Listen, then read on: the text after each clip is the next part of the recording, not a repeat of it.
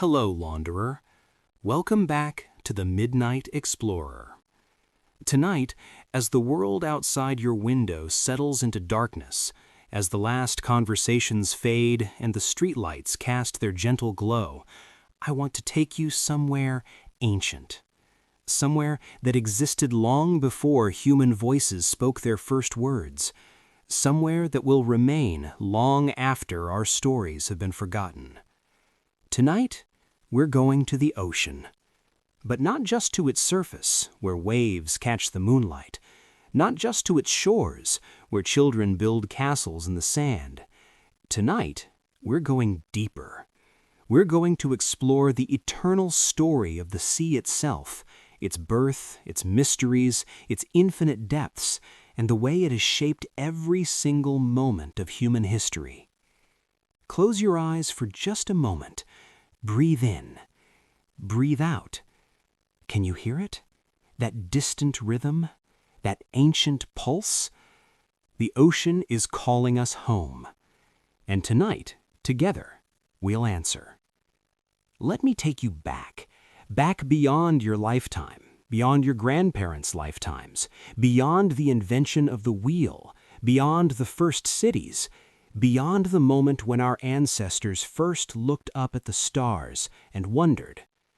Go back 4.5 billion years. The Earth is young, impossibly young.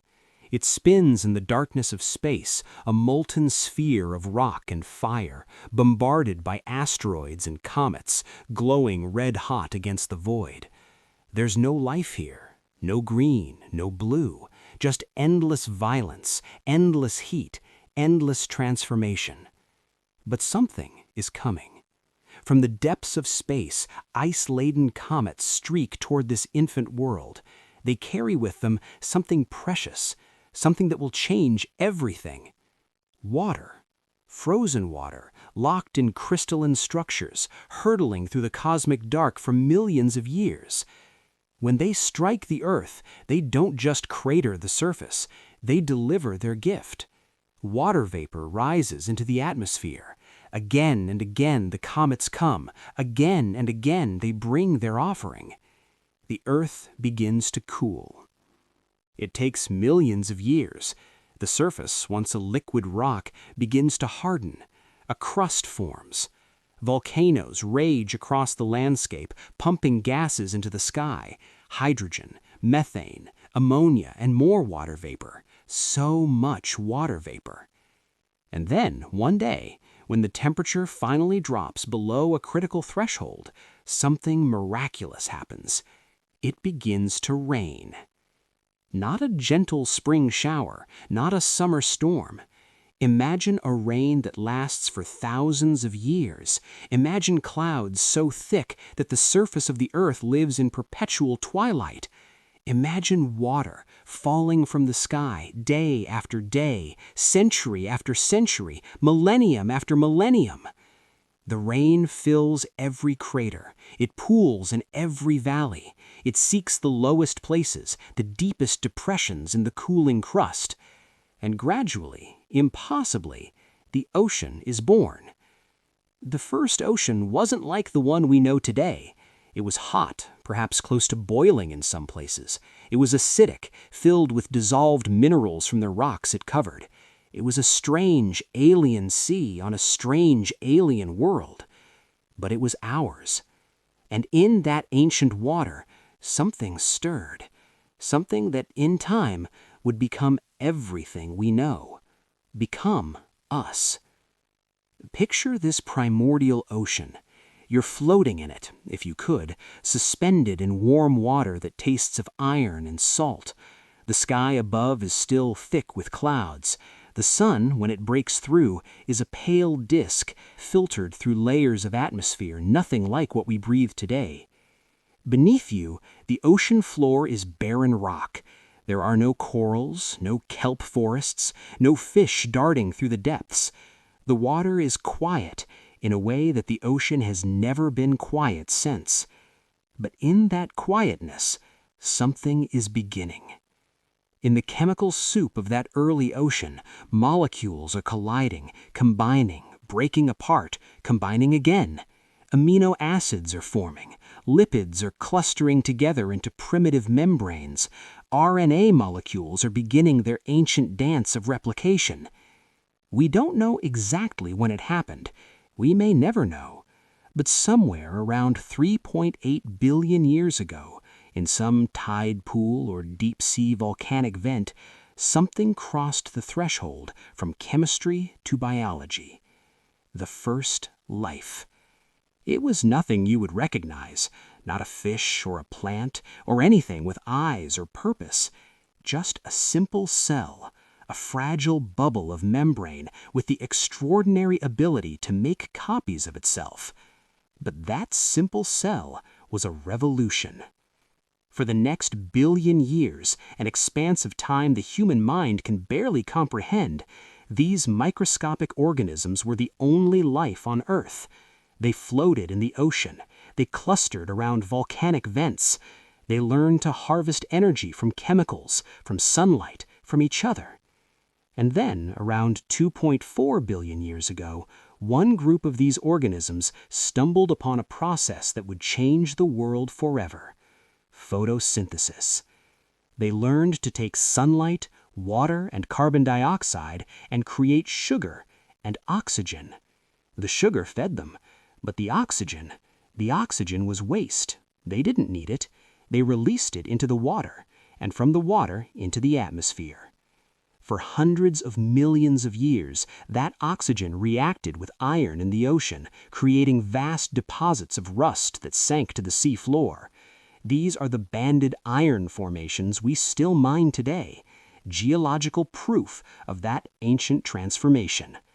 But eventually, all the iron was used up, and the oxygen began to accumulate. It was a catastrophe for most life on Earth at the time. Oxygen was toxic to the organisms that had evolved in its absence.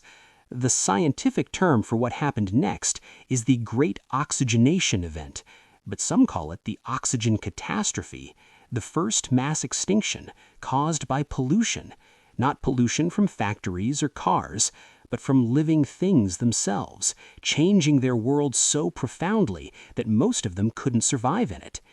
But from that catastrophe came possibility. Oxygen opened up new ways of living. It allowed for more efficient metabolism, more complex life, eventually for everything that would follow. The oxygen those ancient microorganisms released, you're breathing it right now.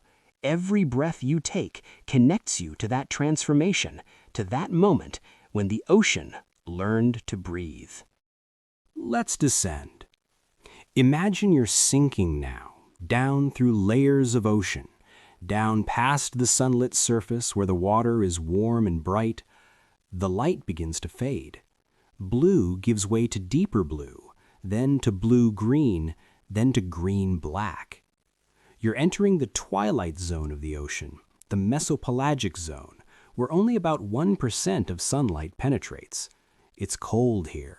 The pressure is increasing. You can feel it, an invisible weight pressing in from all sides. Strange creatures drift past you in this half-light. A jellyfish, translucent and ghostly, pulses by. A lanternfish glows with bioluminescence, tiny lights along its belly that it uses to camouflage itself against the faint light from above. Down you go, deeper still. Now you're entering the bathypelagic zone, the midnight zone. No sunlight reaches here, none at all. The pressure is immense, hundreds of times what you experience at the surface. The temperature hovers just above freezing. And yet, there is life. How? How does anything survive here? The answer is one of the ocean's most beautiful secrets. Where there is no sunlight, life finds other light. Bioluminescence, the ability to create light through chemical reactions, is not rare in the deep ocean. It's the rule. An estimated 90% of creatures in the deep sea can produce their own light. They use it to hunt. An anglerfish, with its grotesque face and cavernous mouth, dangles a glowing lure in front of its face, attracting curious prey close enough to snap up. They use it to communicate. Firefly squid light up in coordinated patterns, entire schools of them creating underwater light shows in the darkness. They use it to defend themselves. When threatened, some organisms release clouds of bioluminescent chemicals, creating a glowing smoke screen while they escape into the darkness. The deep ocean is not dark at all in its way. It's full of light, just light that humans weren't meant to see, light that speaks in a language we're only beginning to understand. Go deeper still. Now you're in the abyssal zone, 4 to 6 kilometers beneath the surface. The pressure here is so great it would crush a human instantly. No light, natural or biological, makes it this far, except in rare, fleeting moments. The seafloor here is covered in a fine sediment called ooze, the accumulated remains of billions upon billions of microscopic organisms that died in the waters above and drifted down over millions of years. It's quiet, still, a place of almost meditation-like tranquility. But even here, life persists. Sea cucumbers inch along the sea floor, processing the sediment for any scrap of organic matter. Amphipods, tiny crustaceans, scurry through the ooze. Giant single-celled organisms called xenophyophores, some as large as a baseball, sprawl across the bottom, defying everything we thought we knew about single-celled life. And in some places, in cracks in the Earth's crust where the planet's internal heat breaks through, there are hydrothermal vents. These vents are chimneys of rock that spews superheated water, up to 400 degrees Celsius, into the near-freezing ocean. The water is black with dissolved minerals, and when it hits the cold ocean water, those minerals precipitate out, creating clouds of smoke around the vents. These vents shouldn't support life. The water is scalding, it's acidic, it's full of heavy metals and toxic chemicals. And yet, in 1977, when scientists in the submersible Alvin first descended to a vent site, they discovered something that changed biology forever. The vents were surrounded by life, giant tube worms as tall as a human, their red plumes waving in the current. White crabs clustered around the base of the vents. Shrimp, eyeless in the eternal darkness, somehow thriving. They didn't rely on sunlight. They didn't need photosynthesis. Instead, they had partnered with bacteria that could metabolize the chemicals pouring from the vents, a process called chemosynthesis. Energy from the Earth itself, not from the sun. It was revolutionary. It meant that life didn't need sunlight to exist. It meant that life could exist in places we'd thought impossible. In the deep Earth, in the ice moons of Jupiter and Saturn, perhaps anywhere in the universe where liquid water and chemical energy existed. The ocean had shown us that life is more resilient, more creative, more persistent than we ever imagined. Water has memory. Not in the mystical sense, perhaps, but in a real, physical way. The water in the ocean has been on Earth for billions of years. Some of it has been water the entire time, evaporating from the surface, falling as rain, flowing in rivers back to the sea over and over again. Some of it has been locked in ice for millions of years. Some has been trapped in rocks, released by volcanoes, returned to the cycle. The water molecule you drank this morning might once have been in the Indian Ocean during the age of dinosaurs. It might have been drunk by a woolly mammoth. It might have flowed in the Nile when the pyramids were built. It might have filled a cloud over ancient Rome, or fallen as snow on Napoleon's army in Russia, or been part of the wave that lapped against the hull of the Mayflower. Water connects all of time, and the ocean is the keeper of Earth's memory.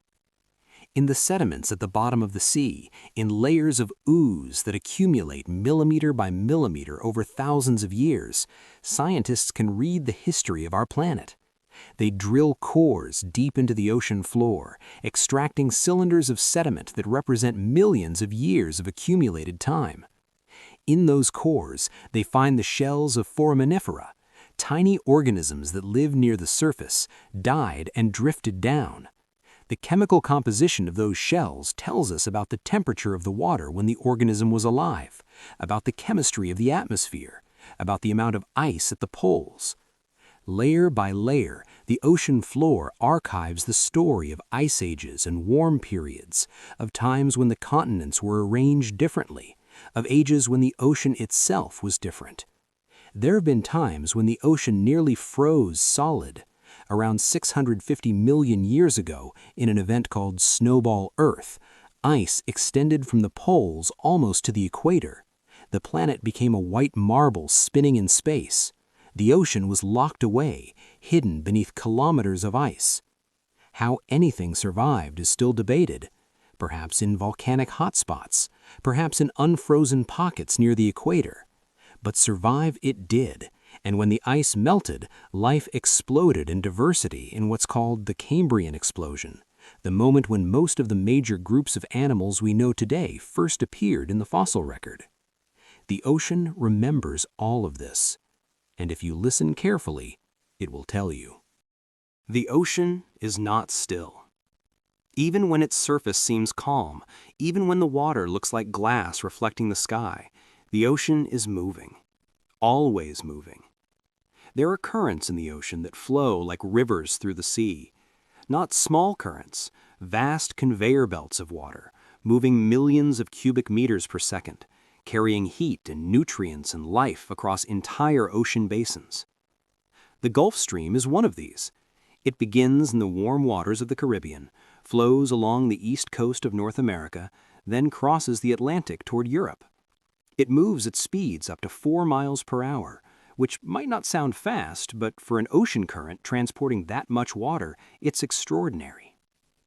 The Gulf Stream carries warmth. It's why Ireland and England, despite being as far north as Labrador, have relatively mild climates. It's why palm trees can grow in Cornwall. The ocean is giving away its heat, distributing the sun's energy across the planet. But the Gulf Stream is just one part of a much larger system.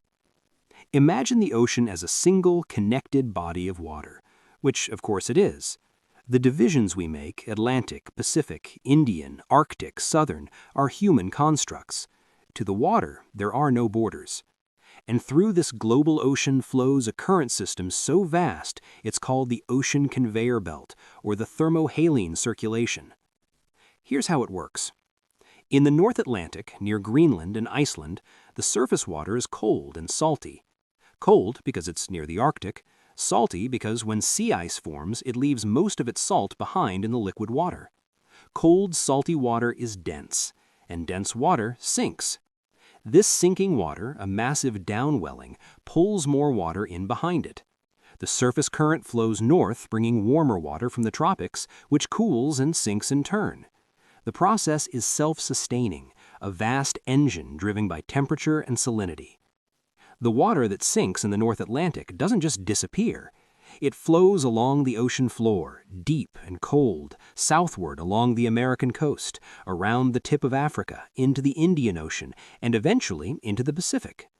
In the Pacific, it slowly upwells, rises back toward the surface where it's warmed by the sun. Then it flows back westward through the Indonesian seas, around Africa again, and back across the Atlantic to where it started. The entire journey takes about 1,000 years. Think about that. Water sinking into the North Atlantic today won't return to the surface until the year 3025. The water upwelling in the Pacific today might have last seen sunlight when the Norman conquest was happening in England. This circulation is crucial to Earth's climate. It distributes heat from the equator toward the poles. It brings oxygen-rich water to the deep ocean. It cycles nutrients from the depths back to the surface where they can feed the food chain. And it can be disrupted. During the last ice age, as the massive ice sheets that covered North America and Europe began to melt, they released enormous amounts of fresh water into the North Atlantic. Fresh water is less dense than salty water. When enough fresh water floods the surface, it can stop the sinking process that drives the circulation. Several times the ocean conveyor belt shut down. When it did, the climate of the northern hemisphere changed dramatically, plunging back into near-glacial conditions in a matter of decades. These events, called Heinrich events and the Younger Dryas, show just how tightly linked the ocean and climate are, and how sensitive the system can be to disruption.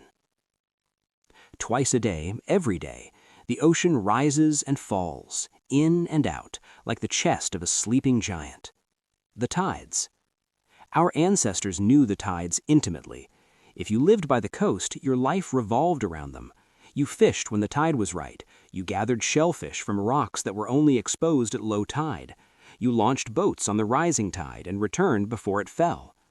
But for thousands of years, no one truly understood why the tides happened. The ancient Greeks noticed that the tides seemed connected to the moon. When the moon was full or new, the tides were higher, what we call spring tides. When the moon was in its quarter phases, the tides were weaker, neap tides. But how could the moon, so far away, affect the ocean? It wasn't until Isaac Newton in the 17th century developed his theory of universal gravitation that the mechanism became clear. The moon pulls on the Earth. Everything with mass has gravity, and the moon is massive. Its gravity reaches across the void of space and tugs on our planet. It tugs on the rocks, but rocks are rigid and don't move much. It tugs on the air, but air is diffuse. But water can flow. Water responds. The water on the side of Earth facing the moon is pulled toward the moon, creating a bulge. At the same time, the water on the opposite side of Earth also bulges, because that water is being left behind as the solid Earth is pulled toward the moon. Two bulges, one facing the moon, one facing away. As the Earth rotates beneath these bulges, any given point on the coast passes through high tide, then low tide, then high tide again, roughly every 12 hours. The sun also pulls on the ocean, though less strongly than the moon because despite being vastly more massive, it's also vastly farther away. When the sun and moon align, during new moons and full moons, their gravitational pulls combine, creating especially high and low tides, the spring tides. When they're at right angles, during quarter moons, they partially cancel out, creating the weaker neap tides. But the tides are more complex than this simple explanation suggests.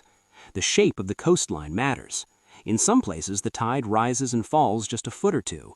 In the Bay of Fundy, between New Brunswick and Nova Scotia, the tides can reach 50 feet, the highest in the world. The bay's shape amplifies the tidal wave, funneling it into an ever-narrowing space until the water has nowhere to go but up. Tides don't just affect the shore. They generate currents, mixing the ocean, steering nutrients from the depths. In narrow channels, tidal currents can be so strong they create whirlpools. The Saltstraumen in Norway, the Naruto whirlpools in Japan, these are born from the tide's relentless push and pull. And the tides are changing the Earth itself. The friction of all that water sloshing back and forth is slowing the Earth's rotation. Not by much, about 1.7 milliseconds per century, but it's measurable. Days are getting longer. And the moon, receiving the angular momentum the Earth is losing, is slowly drifting away from us, about 1.5 inches per year. Billions of years ago, the moon was much closer. The days were shorter, perhaps as short as 6 hours, and the tides were enormous, crashing hundreds of feet up prehistoric shores. In the far future, the moon will be much farther away. The tides will be gentler. The days will be longer still. The ocean and the moon are locked in an ancient dance, one that has been going on since the moon's formation and will continue until the sun dies. There is a garden in the ocean, though you cannot see it from the shore. If you could shrink yourself down, could become microscopic, and could float in the sunlit surface waters, you would find yourself in a jungle more dense, more productive, more vital than any rainforest on land. Phytoplankton. These are the microscopic plants of the sea, single-celled organisms, most of them, each too small to see with the naked eye. Diatoms with their intricate glass shells, dinoflagellates with their whip-like flagella, coccolithophores covered in tiny calcium plates. They drift in the currents, uncountable trillions of them, caught in an endless voyage. And like plants on land, they photosynthesize, turning sunlight and carbon dioxide into energy and oxygen. These microscopic organisms produce half of the oxygen on Earth. Half!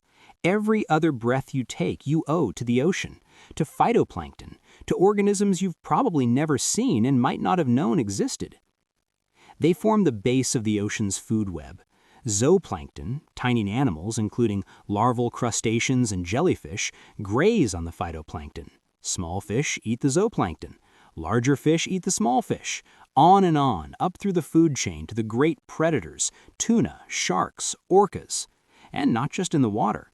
Seabirds dive for fish. Seals hunt. Coastal ecosystems, from mangroves to salt marshes, depend on nutrients that the ocean provides. Even humans, of course. Billions of people rely on the ocean for protein. All of it starts with phytoplankton. But this garden is not evenly distributed. In some parts of the ocean, phytoplankton blooms so thick you can see them from space, great swirls of green and blue-green color in the water. In other areas, the surface waters are clear and blue and almost devoid of life. The difference is nutrients. Phytoplankton need more than just sunlight and carbon dioxide. They need nitrogen, phosphorus, iron, and other trace elements. In tropical oceans, where the water is warm and stratified, these nutrients are scarce at the surface. They've all been used up by generations of life and have sunk to the depths. The surface water is a beautiful, clear desert. But where cold, nutrient-rich water upwells from the depths, off the coast of Peru, off the coast of California, off the coast of West Africa, the ocean explodes with life. These upwelling zones are some of the most productive ecosystems on Earth. And when conditions are right, phytoplankton can bloom in numbers that stagger the imagination. A bloom might contain 1 million cells in a single liter of water. Multiply that by the volume of ocean affected, sometimes hundreds of square kilometers, and you're talking about numbers that defy comprehension. Some of these blooms are beneficial. They feed the food web, support fisheries, remove carbon dioxide from the atmosphere. But some blooms are harmful. Certain species of phytoplankton produce toxins. When they bloom, they can poison fish, shellfish, even marine mammals and birds. Red tides, caused by blooms of certain dinoflagellates, can turn the water a rust color and make shellfish deadly to eat. And some blooms, when they die, create dead zones. As the billions of phytoplankton cells decay, bacteria consume them, using up the oxygen in the water. Fish flee, bottom-dwelling creatures suffocate. What was a thriving ecosystem becomes an underwater wasteland. These dead zones are growing. Nutrient runoff from agriculture, sewage, and other human activities are fertilizing the ocean, creating bigger, more frequent blooms and larger areas of oxygen-depleted water. The garden beneath the waves is beautiful, but it's also fragile. And we're learning, sometimes too slowly, how our actions on land ripple out into the sea. The ocean is not silent. For a long time, we thought it was. When Jacques Cousteau titled his famous film The Silent World, it reflected a common belief: beneath the waves was a realm of quiet. But we were wrong. The ocean is full of sound. It's a cacophony, a symphony, a conversation that's been going on for hundreds of millions of years. We just couldn't hear it because we were listening from the wrong side of the surface. Sound travels through water about 4 times faster than through air, and it travels farther. In the deep ocean, under the right conditions, sound can travel across entire ocean basins. A whale singing off the coast of Antarctica might be heard by another whale near Chile, thousands of miles away. Whales were probably the first to teach us that the ocean had voices. In the 1960s, during the Cold War, the U.S. Navy deployed arrays of underwater microphones, hydrophones, across the ocean floor, part of a system called SOSUS, Sound Surveillance System. The goal was to track Soviet submarines, but the operators kept picking up strange sounds, low-frequency moans and groans, rising and falling, sometimes lasting for hours.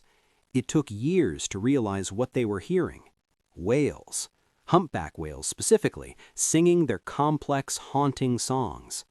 A humpback whale's song can last up to 20 minutes, and the whale will repeat it for hours or even days. Within a population, all the males sing essentially the same song, though the song gradually changes over time. Phrases are added, dropped, or modified. By the next breeding season, the song is noticeably different. Why do they sing? We're still not entirely sure.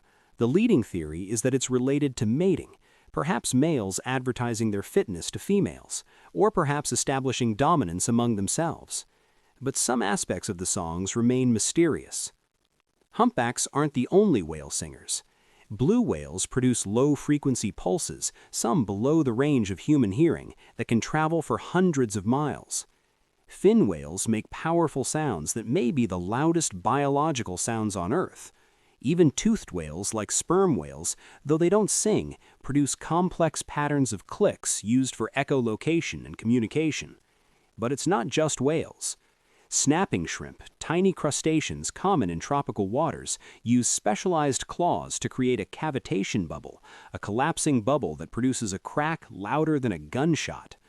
Colonies of these shrimp can be so loud they interfere with sonar. Fish hum, grunt, croak, and drum.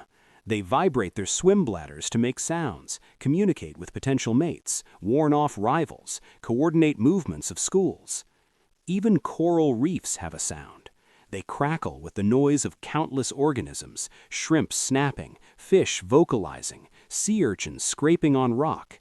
Young fish use this sound to navigate. When they're drifting in the open ocean as larvae, they listen for the reef's signature acoustic fingerprint, and they swim toward it, finding their way home. And there are mysterious sounds we still don't fully understand. Bloop was a sound recorded in 1997 by NOAA hydrophones, an ultra-low frequency sound, powerful enough to be heard at multiple listening stations thousands of miles apart. At first, some speculated it might be an unknown giant sea creature. More recent analysis suggests it was likely the sound of an iceberg fracturing or breaking off from the Antarctic ice shelf. But for years, it was a reminder of how much we still don't know about the acoustic life of the ocean. Human noise is changing this soundscape. Ship engines, sonar, seismic surveys for oil and gas, construction, all of these add to the underwater din. For animals that rely on sound to navigate, to find food, to find mates, this noise pollution can be devastating. There's evidence that whales sometimes strand themselves after exposure to military sonar.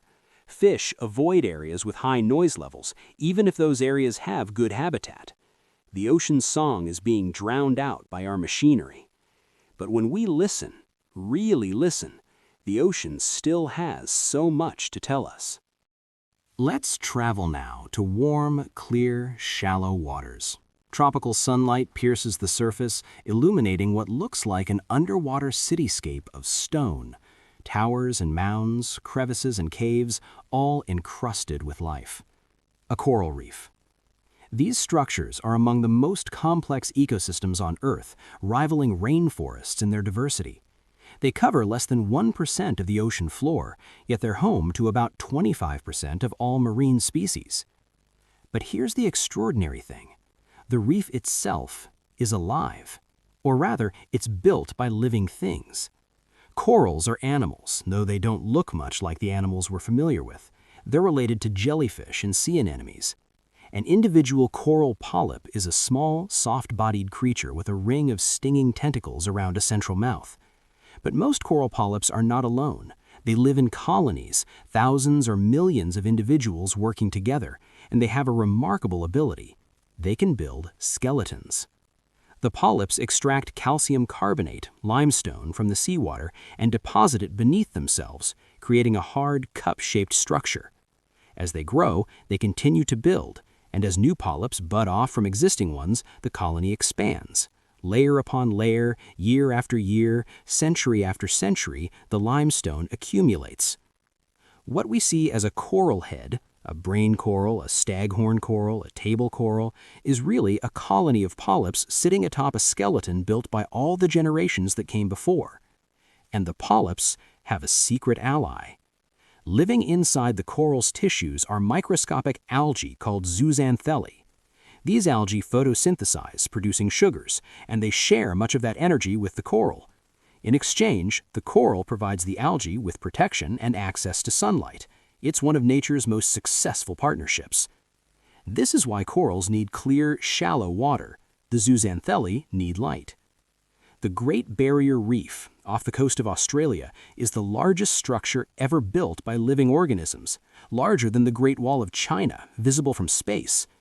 It's not a single reef, but a system of nearly 3,000 individual reefs and 900 islands stretching for over 1,400 miles.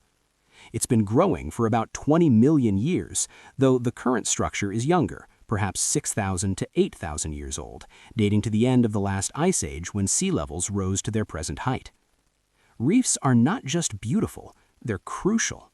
They protect coastlines from wave erosion and storms. They provide habitat for countless species, many of which we rely on for food. They generate billions of dollars in tourism revenue, and they're reservoirs of genetic diversity. Coral reef organisms have provided compounds used in medicines for cancer, pain, inflammation, and bacterial infections. But reefs are fragile. Corals are adapted to specific temperature ranges. If the water gets too warm, even by a degree or two Celsius, the corals expel their zooxanthellae. Without the algae, the corals lose their color. They bleach, turning ghostly white. They can survive for a while in this state, but if the heat stress continues, they starve and die. Bleaching events are becoming more frequent and more severe. In 2016 and 2017, back-to-back bleaching events hit the Great Barrier Reef, killing about half of the corals. Reefs around the world are experiencing similar events. Ocean acidification, caused by the ocean absorbing excess carbon dioxide from the atmosphere, is another threat. As the water becomes more acidic, it becomes harder for corals to build their calcium carbonate skeletons. In some areas, the water is so acidic it's actually dissolving existing reef structures. Overfishing removes the herbivorous fish that graze on algae. Without these fish, algae can overgrow and smother the corals. Pollution from runoff can also fuel algal blooms or introduce toxins. Physical damage from anchors, careless divers, or destructive fishing practices can break corals that took decades to grow. Some reefs have already crossed a tipping point. Instead of recovering after disturbances, they shift to a different state, dominated by algae or soft corals, unable to support the same diversity of life. But there's hope. Marine protected areas where fishing and other extractive activities are limited or banned have shown that reefs can be remarkably resilient if given a chance. Corals that survive bleaching events can sometimes recover. Some coral species are more heat tolerant than others, and there's ongoing research into whether we can help reefs adapt by transplanting heat-tolerant corals, or even using selective breeding. The reefs have been here, in one form or another, for hundreds of millions of years. They survived ice ages and mass extinctions. The question now is whether they can survive us. There's a migration that happens in the ocean every single night, and most people have never heard of it. It's called the diel vertical migration, and it's the largest migration of animals on Earth. Not by distance traveled by any individual, but by sheer biomass, the total mass of all the creatures involved. Here's what happens. During the day, in the deep twilight and dark zones of the ocean, hundreds of species of zooplankton, small fish, squid, and crustaceans rest in the relative safety of the depths. Down here, they're hard to see, hard to find. But they need to eat, and the food, the phytoplankton, the small zooplankton that graze on phytoplankton, is up in the sunlit surface waters. So as evening approaches, as the sun sinks toward the horizon and the surface waters begin to darken, these creatures begin to rise. They swim upward, sometimes hundreds of meters toward the surface. They feed through the night under cover of darkness when visual predators can't see them as easily. Then, as dawn approaches, they descend again, returning to the safety of the deep. Every night, every single night across the entire ocean. This migration transfers energy from the surface to the deep sea. The creatures eat near the surface, then bring that energy down with them, where they themselves become food for deep-sea predators, or where their waste products rain down to feed organisms on the seafloor. It's a mechanism that helps to drive the biological pump, the process by which the ocean sequesters carbon. Carbon fixed by phytoplankton during photosynthesis is eaten by zooplankton, which carry it to depth. Some of that carbon is respired back into the water as CO2, which stays in the deep ocean for centuries or millennia. Some ends up on the seafloor, buried in sediment. Without the diel vertical migration, the ocean's ability to store carbon would be significantly reduced. These tiny creatures, mostly invisible to us, are playing a crucial role in regulating Earth's climate. And they're not the only migrants. Sea turtles undertake epic journeys. Loggerhead turtles hatched on beaches in Japan swim across the entire Pacific Ocean to feed off the coast of Baja California, then return years later to breed. Green sea turtles nesting on Ascension Island in the middle of the Atlantic somehow find their way there from feeding grounds off the coast of Brazil, over 1,400 miles away. Salmon are born in freshwater streams, migrate to the ocean where they spend most of their lives, then return to the exact stream where they were born to spawn. They navigate using the Earth's magnetic field, the position of the sun, and ultimately, it seems, the smell of their home stream, water they haven't encountered since they were juveniles. But perhaps the most extraordinary migrants are the great whales. Gray whales migrate from feeding grounds in the Arctic down to breeding lagoons in Baja California and back, a round trip of up to 14,000 miles, the longest migration of any mammal. They travel along the coast, mothers with calves, navigating by underwater landmarks, possibly by the sun and stars, possibly by Earth's magnetic field. Humpback whales feed in the cold, nutrient-rich waters near the poles, then migrate to tropical waters to breed and give birth. They don't eat during the breeding season. They live off their blubber reserves for months. And then there are the mysterious journeys of creatures we're only beginning to understand. The European eel spends most of its life in freshwater rivers and lakes across Europe. But when it's time to breed, it migrates to the Sargasso Sea, a region of the Atlantic Ocean northeast of the Caribbean. There, in the deep water, it spawns and dies. The larvae drift back across the Atlantic, taking years to reach the coasts of Europe, where they transform into juvenile eels and swim up rivers to begin the cycle again. For centuries, no one knew where eels came from. No one had ever seen an adult eel with eggs or a newborn eel. Aristotle thought they spontaneously generated from mud. It wasn't until the early 20th century that the Sargasso Sea breeding ground was discovered. How do eels find the Sargasso Sea? We still don't fully know. How do the larvae find Europe? Another mystery. The ocean is full of these journeys, these ancient pathways coded in genes and instincts, drawn by forces we're only beginning to understand. The ocean can be peaceful, but it can also be terrifying. Imagine standing on the deck of a ship in the middle of a hurricane. The wind is screaming, 130, 140, 150 miles per hour. Rain lashes horizontally. The air is more water than air. You can barely breathe. And the waves are the stuff of nightmares. They're 50, 60 feet high, towering above the ship, moving with the slow, awful inevitability of mountains. The ship climbs up the face of one wave, reaches the crest, then plunges down the other side into a trough so deep the wind momentarily drops, shielded by the walls of water on either side. Then another wave, and another, for hours, for days. The ocean generates the most powerful storms on Earth. Hurricanes in the Atlantic, typhoons in the Pacific, cyclones in the Indian Ocean, different names for the same phenomenon, massive, rotating storms powered by the ocean's heat. Here's how they form. You need warm water, at least 80 degrees Fahrenheit, extending to a depth of about 150 feet. This usually happens in late summer and early fall in tropical oceans. The warm water heats the air above it. Warm air is less dense, so it rises. As it rises, it cools, and the water vapor it contains condenses into clouds and rain, releasing latent heat. This heat warms the surrounding air, causing it to rise as well. Now you have an updraft, a column of rising air. The Earth's rotation causes this rising air to spin, the Coriolis effect. In the northern hemisphere, it spins counterclockwise. In the southern hemisphere, clockwise. As more warm, moist air is drawn into the system, it feeds the storm.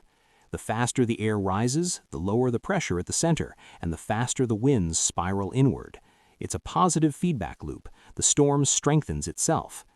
At the center is the eye, a region of relatively calm weather, often clear skies, surrounded by the eye wall where the strongest winds and heaviest rain occur.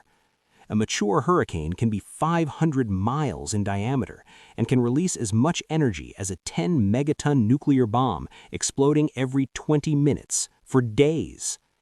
The ocean provides the energy. As long as the storm stays over warm water, it can maintain its strength or even intensify. But when it moves over cooler water or makes landfall, it loses its energy source and begins to weaken. Hurricanes are among the most destructive natural disasters we face. The winds can level buildings. Storm surge, the dome of water pushed ahead of the storm, can inundate coastlines, flooding cities and washing away entire communities. The rain can cause catastrophic flooding far inland. But hurricanes also serve a purpose in the Earth's system. They transport heat from the tropics toward the poles, helping to balance the planet's energy budget. They churn the ocean, mixing warm surface water with cooler deep water, distributing nutrients. In some regions, they're a critical source of rainfall. And the ocean has given birth to even more extreme waves. Rogue waves, or freak waves, were once thought to be sailors' myths. Stories of waves that appeared out of nowhere, much larger than the surrounding seas, that could capsize even large ships, were dismissed as exaggerations. But we now know they're real. On New Year's Day, 1995, the Draupner oil platform in the North Sea measured a wave 84 feet high, nearly twice the height of the surrounding significant wave height. Satellite data has since confirmed that rogue waves occur more often than statistical models predicted. These waves can form when wave trains from different storms intersect at just the right angle, their energies combining, or when waves are focused by currents or underwater topography, or through nonlinear wave interactions that aren't fully understood. What we do know is that they're dangerous. They've sunk ships, damaged oil platforms, killed people, and they're likely more common than we realize, occurring in the open ocean where no one is watching. The ocean's power is humbling. For all our technology, we're still vulnerable to its moods, still learning to read its signs, still sometimes caught unprepared by its fury. For most of human history, the ocean was a barrier. Our ancestors, evolving on the grasslands of Africa, were land creatures. Water was something to drink, to wash in, to cross carefully at shallow fords. The ocean, vast, salty, undrinkable, full of unknown dangers, was the edge of the world. But humans are curious, and we're clever. At some point, someone hollowed out a log and found it would float. Someone lashed reeds together into a raft. Someone stretched animal skins over a wooden frame to make a kayak. And slowly, we began to venture onto the water. The first ocean voyages we know of happened around 50,000 years ago. People from Southeast Asia, using some kind of watercraft, crossed miles of open ocean to reach Australia.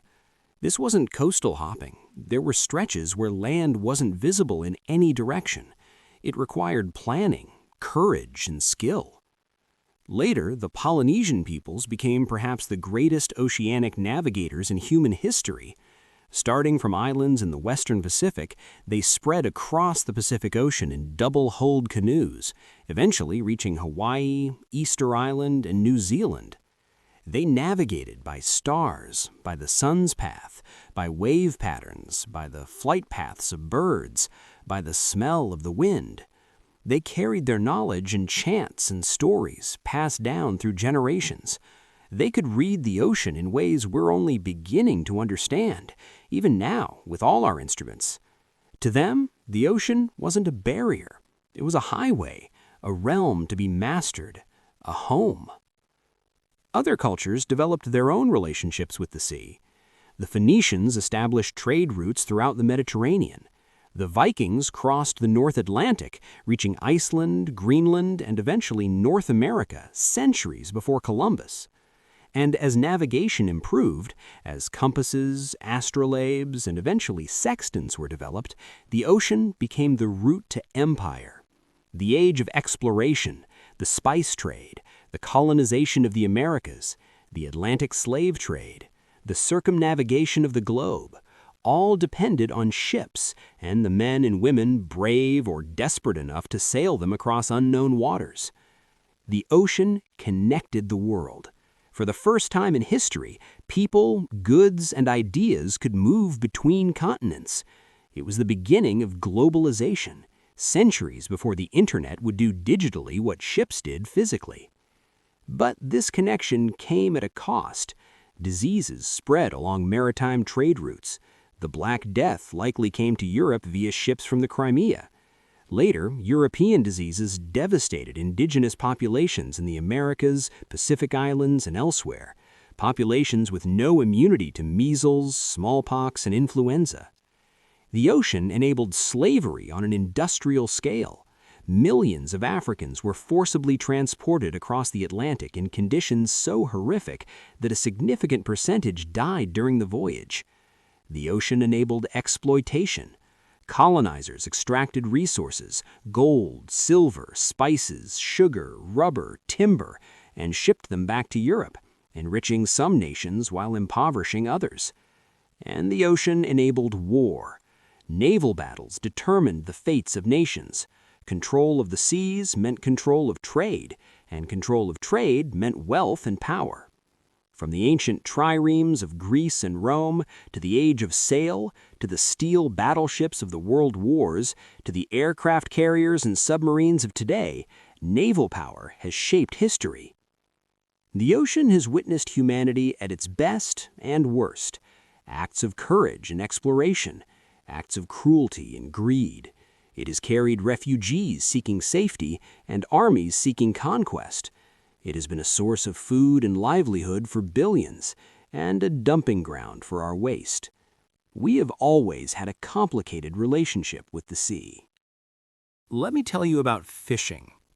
Not recreational fishing, though that has its place. I mean fishing as livelihood, as tradition, as the way entire communities have fed themselves for thousands of years.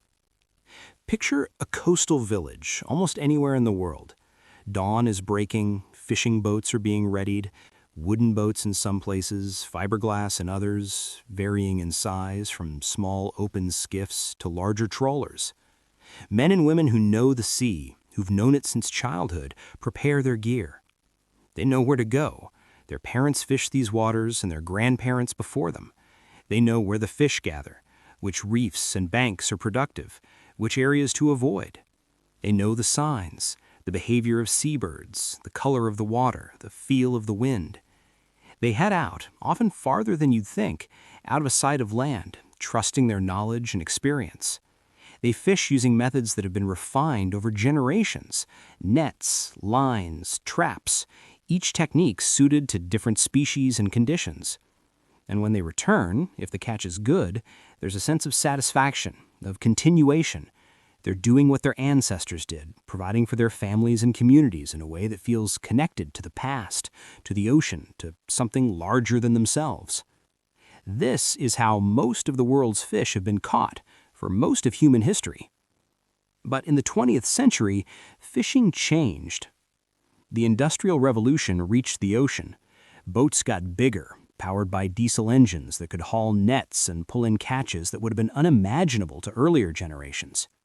Sonar and GPS made it possible to locate fish schools with precision.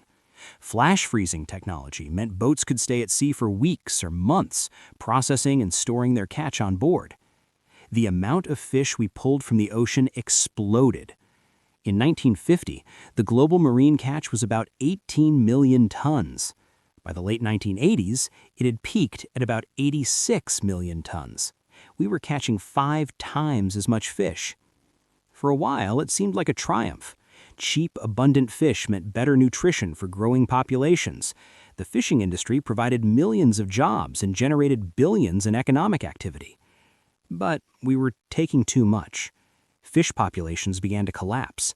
The Atlantic cod, once so abundant off the coast of Newfoundland that you could supposedly lower a basket into the water and pull it up full of fish, crashed in the early 1990s. Despite a moratorium on fishing, the population has never recovered. Bluefin tuna, prized for sushi, have been fished to less than 3% of their historical numbers in some populations. Sharks, caught for their fins to make soup, have declined by more than 70% globally, with some species down more than 90%. The problem is that modern fishing is too efficient. When fish populations decline, instead of reducing effort, the industry often invests in better technology to find and catch the remaining fish. It's like cutting down a forest, then using better chainsaws to cut down the scraps. and the methods can be destructive. Bottom trawling, dragging heavy nets across the seafloor, destroys habitat, crushing corals, sponges, and everything else in its path. It's been compared to clear-cutting a forest to catch deer. Bycatch, the capture of non-target species, is another problem. Fishing for shrimp can result in 5 pounds of bycatch for every pound of shrimp. Turtles, dolphins, seabirds, juvenile fish, they're all caught and often discarded, dead or dying. There are solutions. Science-based catch limits, enforced by effective monitoring, can allow fish populations to recover. Marine protected areas, where fishing is restricted or prohibited, can serve as breeding grounds, with fish spilling over into surrounding areas. Switching to more selective fishing gear can reduce bycatch. And some fisheries are being managed sustainably.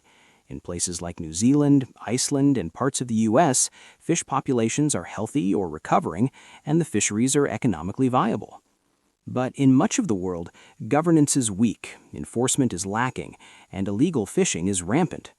Subsidies prop up fleets that wouldn't be economically viable otherwise, encouraging overfishing. The small-scale fishermen, the ones in the coastal villages I described earlier, are often the ones who suffer. They can't compete with the industrial fleets. Their traditional fishing grounds are depleted. Their way of life is disappearing. The ocean has fed humanity for millennia. The question is whether we can learn to take only what the ocean can sustainably give and leave enough for the ocean to remain healthy, diverse, and abundant. The ocean is changing. Not the slow, deep changes that have always happened, the shifts in circulation patterns during ice ages, the rise and fall of sea levels over millennia. This is something different, something faster.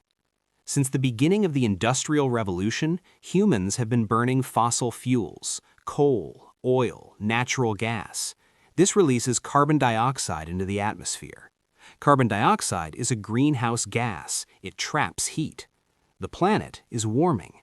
But here's something most people don't realize. The ocean has been absorbing much of that heat. About 90% of the excess heat trapped by greenhouse gases has gone into the ocean. This is, in a sense, a gift. It slowed the rate of atmospheric warming, buying us time. But it comes at a cost. Warmer ocean water has less capacity to hold dissolved oxygen. Warmer water is less dense, which increases stratification and reduces mixing between surface and deep waters, further limiting oxygen supply to the depths. This is contributing to the expansion of oxygen minimum zones, areas of the ocean with very low oxygen levels where most life can't survive. Warmer water also affects marine life directly. Remember coral bleaching? That's a direct result of rising ocean temperatures. But it's not just corals. Many marine species have temperature ranges they can tolerate. When the water gets too warm, they have to move toward the poles or into deeper water, or they die. We're seeing shifts in the distribution of species. Fish that used to be abundant in one area are now found hundreds of miles away. Fisheries are being disrupted. Ecosystems are being scrambled. And the ocean is absorbing not just heat, but also carbon dioxide itself, about a quarter of all the CO2 we emit. When CO2 dissolves in seawater, it forms carbonic acid. It lowers the pH of the water. It makes it more acidic. Ocean acidification. The ocean's pH has dropped by about 0.1 units since the beginning of the Industrial Revolution. That might not sound like much, but pH is a logarithmic scale. A drop of 0.1 units means the ocean is about 30% more acidic. And it's happening fast. Faster than at any point in the last 300 million years, as far as we can tell from the geological record. This matters because many marine organisms build shells or skeletons out of calcium carbonate, corals, mollusks, some plankton. In more acidic water, calcium carbonate dissolves more readily and is harder to form. These organisms have to expend more energy to build and maintain their structures. Some species, especially in their larval stages, are already struggling. Oyster hatcheries in the Pacific Northwest have experienced massive die-offs of larvae during periods of particularly acidic upwelling water. Pteropods, tiny swimming snails that are a key food source for many fish, whales, and seabirds, are showing signs of shell dissolution in some areas. If acidification continues, we could see major disruptions in marine food webs. And then there's sea level rise. As the ocean warms, it expands. Warm water takes up more space than cold water. This thermal expansion is one cause of sea level rise. The other is the melting of ice sheets and glaciers on land. As this ice melts, the water flows into the ocean. Sea level has risen about 8 inches since 1900. That's an average. In some places it's more, in some places less. And the rate is accelerating. This doesn't sound like much, but even a few inches can increase the frequency and severity of coastal flooding. Storm surges reach farther inland. High tides flood streets and homes. Saltwater intrudes into freshwater aquifers and agricultural land. By the end of this century, depending on how much greenhouse gas we emit, sea level could rise by anywhere from a foot to more than 6 feet. In the worst-case scenarios, major coastal cities, New York, Miami, Shanghai, Mumbai, Lagos, would be partially or largely underwater. Low-lying island nations like the Maldives, Tuvalu, and the Marshall Islands could become uninhabitable. The ocean, which has sheltered us from the worst effects of climate change by absorbing heat and carbon, is itself being profoundly altered, and those changes will ripple back to affect us. There is an island in the Pacific Ocean that doesn't appear on any map. It's not made of rock or sand. It's made of trash, plastic trash. The Great Pacific Garbage Patch, as it's called, is a region of the North Pacific where ocean currents converge, creating a gyre, a slow-moving vortex. Anything that floats and doesn't degrade, plastic primarily, gets caught in this gyre and accumulates. It's not a solid mass. You couldn't walk on it. Much of it is below the surface, suspended in the water column. But if you sailed through it, you'd see plastic everywhere. Bottles, bags, fishing nets, fragments of all kinds, mixed in with the water and drifting plankton. Estimates of its size vary. Some say it's twice the size of Texas. Some say it's more like the size of Texas. But the point is, it's vast, and it's not the only one. There are similar accumulations in the other ocean gyres, the North Atlantic, the South Pacific, the South Atlantic, the Indian Ocean. We produce about 400 million tons of plastic every year. About half of that is single-use plastic, things designed to be used once and thrown away. Plastic bags, plastic bottles, plastic straws, plastic packaging. Plastic doesn't biodegrade, not in any meaningful time frame. It breaks down into smaller and smaller pieces, but it doesn't disappear. It becomes microplastics, fragments less than 5 millimeters in size, and eventually nanoplastics, particles so small they're measured in nanometers. These tiny particles are everywhere in the ocean, in the surface waters, in the deep sea, in Arctic ice, in the Mariana Trench, the deepest place on Earth, in the bodies of fish, seabirds, sea turtles, whales. Animals mistake plastic for food.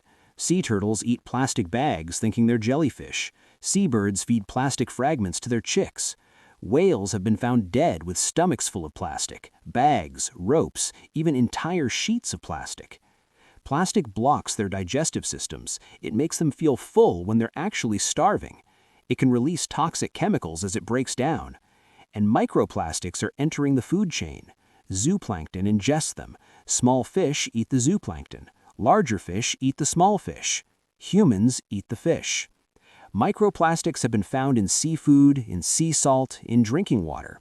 They've been found in human blood, in lungs, in placentas. We don't yet fully understand what the health effects are, but it's unlikely to be benign. The ocean has become a dumping ground. Not just for plastic, but for all kinds of waste. Industrial pollutants, agricultural runoff carrying pesticides and fertilizers, heavy metals, pharmaceutical compounds that pass through our bodies and into wastewater, oil spills. The Deepwater Horizon spill in 2010 released about 210 million gallons of oil into the Gulf of Mexico. It killed thousands of marine mammals, sea turtles, and seabirds. It contaminated hundreds of miles of coastline. The full extent of the damage, especially to deep-sea ecosystems, is still unknown. But that was one dramatic event. More oil enters the ocean from routine operations, from ships discharging bilge water, from runoff from roads and parking lots, from natural seeps. It adds up. The ocean has absorbed our waste for centuries. For a long time, the ocean seemed so vast that we assumed it could handle anything we threw at it. Dilution, we thought, was the solution to pollution. But the ocean isn't infinite. It has limits, and we're reaching them. The good news is that we're becoming aware of the problem. There are efforts to clean up ocean plastic, though removing it once it's in the ocean is difficult and expensive. The better approach is to prevent it from getting there in the first place. Some countries have banned single-use plastics. Companies are developing biodegradable alternatives. There are initiatives to improve waste management, especially in developing countries where much of the plastic leakage into the ocean occurs. But ultimately, it requires a change in how we think about materials and waste. The ocean is teaching us, in the harshest way possible, that there is no away. When we throw something away, it doesn't disappear, it goes somewhere. And increasingly, that somewhere is the sea.